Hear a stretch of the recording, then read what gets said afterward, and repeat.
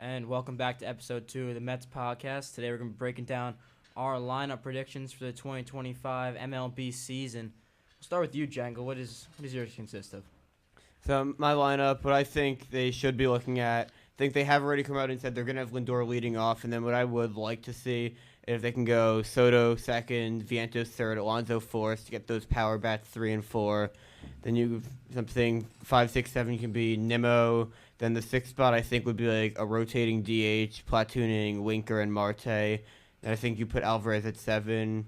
Then 8 I think should be the second baseman. Some people might want McNeil. I want to see Acuna playing. And then that 9th spot is probably either Tyrone Taylor or Jose Siri. I like that. We'll go over to you, Brandon. I kind of switched some things around, kind of kept some things the same. I have Lindor leading off. I think that's just the right option. He already came out that he's going to be the leadoff. That's what Carlos Mendoza said. Soto at 2. He's been there most of his career. That's probably what's good. 3, I have Nimmo. He's one of the most consistent hitters on the team. He could just drive runners in. Lindor and Soto will be on base a lot. Soto is one of the best in the league at doing that, and I think Nimmo will be able to drive them in. And then I have Alonso, cleanup, typical 4-hitter. I think that's a good spot for him. And then if we're facing a righty, I definitely have Winker at 5. He masters them. And then I think the lineup switches around a little bit more facing a lefty because I don't think Nimmo's as good as lefties. So he would definitely fall down. Marte would be in the lineup then. And then 6, I have Vientos. Great season. I just don't know how consistent he will be. I was looking at his Fangraphs and stuff, and his expected batting average is much lower. He got kind of lucky with some home runs. And still a good hitter, though. Still probably top 12, 13 third baseman in the league. He's good, but he showed Low side. on Mark Vientos. I'm pretty low. I'm not low on Mark Vientos. I'm just not super high on Mark Vientos. But he's still in the lineup. He'll still be an everyday player unless he really does bad, which I don't think will happen. Definitely at least 25 home runs, I hope. 240 batting average.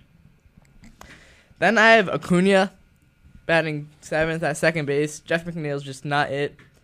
He hasn't been good. Like, he hit for average, but that's really it his whole career. I think Acuna brings more value to the team at the 7 hole. Then Alvarez at 8. He's good. Could be bad, though. And I just think that's a good spot.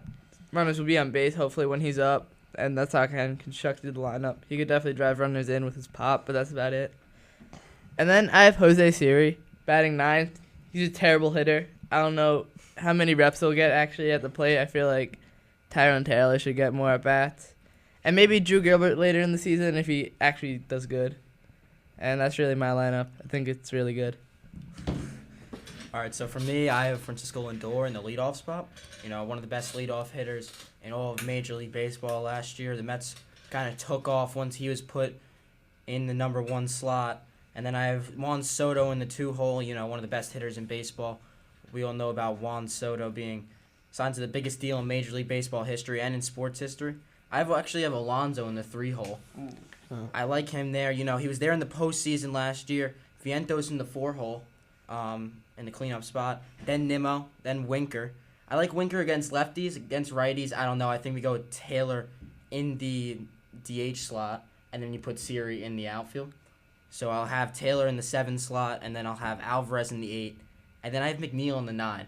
I think McNeil's due for a bounce-back year. I'm not very high on McNeil, but I just don't think that Luis Angel Acuna even makes the opening day roster at this rate. You know, they signed Nick Madrigal to a 1-year deal, but I think he'll be like a Joey Wendell or a Zach Shore, where it's kind of like he doesn't really prove himself in the first month, and then he gets DFA'd, and then they bring up either Ronnie Mauricio, who's returning in mid-March, or Luis Angel Acuna. So I have Torrens on my bench, Siri on my bench. Marte stays with the team. I think he gets traded around the trade deadline, and then Nick Madrigal in as the kind of platoon guy in the infield, just in case somebody goes down. I don't know. I feel like you're hoping for Nick Madrigal to be like a Jose Siri type of guy, which he's definitely not. He definitely doesn't strike out a lot, which Jose Iglesias didn't do, but he's not going to bat over 240. I think he's below 220 and he gets cut. Yeah, he's not going to be good. He's going to be Joey Wendell. Yeah, it's going to be bad. And then, but I think Starling Marte stays on the team, even though they were looking to trade him to the Royals for Hunter Harvey, which would have been a great trade to bolster that bullpen even more than it is right now. I just don't know really what the plan is for Starling Marte with all these outfielders, and unless somebody gets hurt, I don't really see a spot for him to play. You know, Jose Siri is going to play over Starling Marte for his glove. Soto in right just for his bat, obviously not a great defender. So is it Marte. Marte really had a negative DRS last year in right field, and especially in the playoffs, you could see him on with that back and hip just struggling to move around a little bit out there. Jesse Winker, I'd almost rather have in the outfield than Marte at this point. Yeah, I was at Game 5 when he dropped that easy fly ball. I was like, oh, it's over. He should not come back on the team. We should trade him. I was very disappointed in him. Good thing Pete Alonso came in clutch with that 3-run homer, and then we won the game. We also don't know what Brandon Nimmo's going to be like this year after getting plantar fasciitis with the surgery. Yeah. You could platoon him in the outfield, maybe go Siri in center, and then Taylor in left. You don't really know what Carlos Mendoza. He's got a lot to figure out in these first few weeks of spring training, and we'll see what he does. I definitely like Tyrone Taylor. I think he could be an everyday player by the end of the season. I think the lineups are pretty good. I guess we can move on to what we think our rotations should be for the year. So, I mean, I'm trying to start that off. So I think, obviously, your ace, assuming he goes back to 2023 form, would be Kodai Senga. Then you have Sean Manaea. They brought back, had a great year last year. Don't expect him to be as good, but still should be a solid pitcher. Then you have David Peterson, had a really good year last year in the time he did pitch. Should be a fine pitcher in that 3 spot. Then I think your 4th and 5th pitchers are just going to be Frankie Montas, who they're assigning, kind of hoping has like a Luis Severino type of bounce back. And then your 5th is really could be anyone, but it could be Megill, it could be Griffin Canning, who they traded for. I think they're going to go with Clay Holmes and try and make him work out. I really like the comparison between Luis Severino and Frankie Montas. Similar stuff there. The starting rotation. You know, coming in as the 5 last year was Luis Severino, and he made himself almost up to an ace-level pitcher, you know, in the National League. Pitched to like a 3.5 ERA. Really good in the postseason.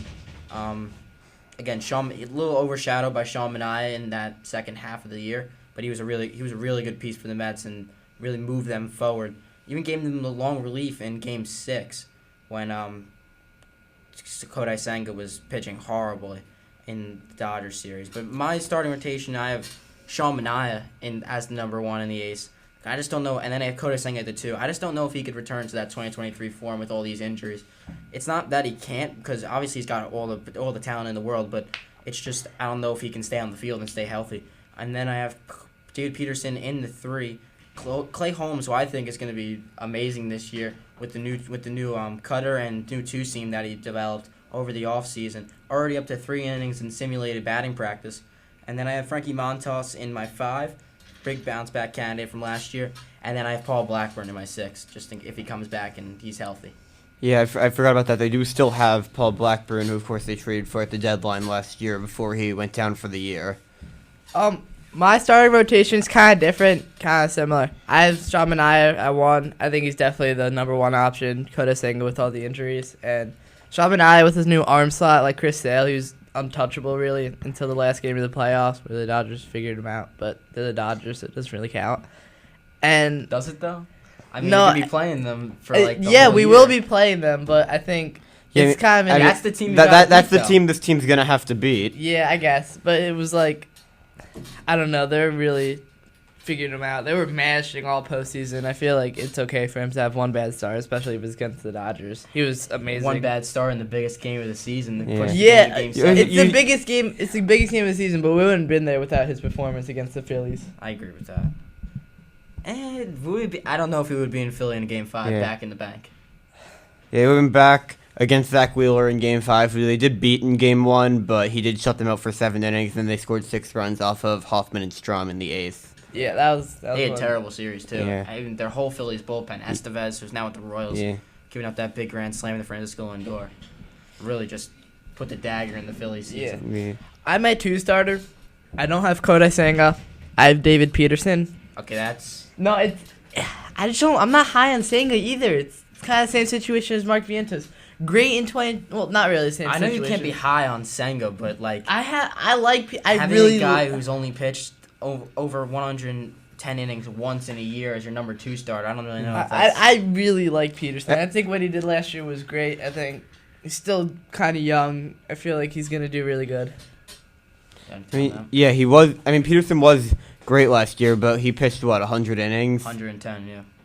Well, he wasn't really a full starter all the Yeah, season. he was great in relief, was especially great. in the postseason. That game 1 against Philly, Senga came out after I think 2 innings, and Peterson went like 5 innings in relief, shutting them out.